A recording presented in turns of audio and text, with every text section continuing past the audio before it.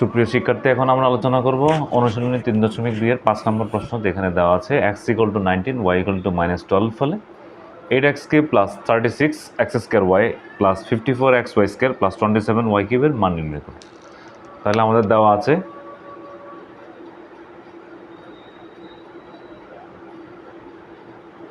x = 19 এবং y = -12। এখন 8x³ + 36x² y + 54xy² + 27y³। তাহলে এখানে যদি আমরা এই রাশিটাকে ভেঙে লিখি, তাহলে আমরা যদি লিখি 2x³ প্লাস এটাকে যদি এভাবে লিখি 3y³, তাহলে দেখেন আমরা একটা জিনিস পেলাম হচ্ছে a আর একটা জিনিস পেলাম b। তাহলে দুইটা রাশি পেলাম, a b পেলাম। তাহলে a b যেহেতু পেয়ে গেলাম, তাহলে এখান থেকে a bটা বের করা আমাদের জন্য সহজ হয়ে গেল। তাহলে আমরা যদি সূত্রের জন্য লিখি, যদি 3a² ইন্টু, তাহলে হচ্ছে b হবে 3y। তাহলে আমাদের এখানে হয় কত, 2 × 4 3 × 4 = 12 3 × 12 = 36 x² y হয়ে যায়।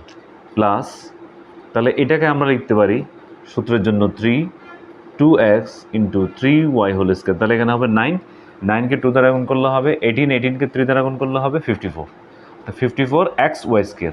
তাহলে আমাদের একটা সূত্রে পড়ে হচ্ছে a³ + 3a² b + 3ab² + b³। দেখেন a³ এটাকে যদি আমরা a ধরি, a³ + 3a² b হয় প্লাস 3ab² হয় প্লাস b³ আসে এখানে।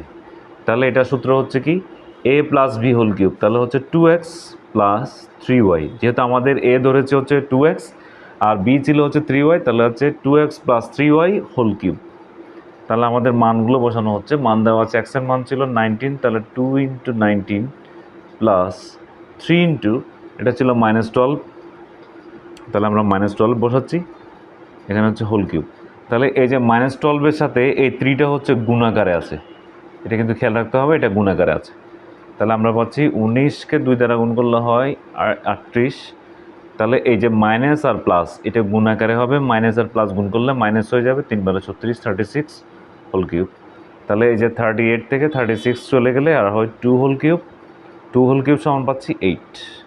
এটা হচ্ছে আমাদের আনসার।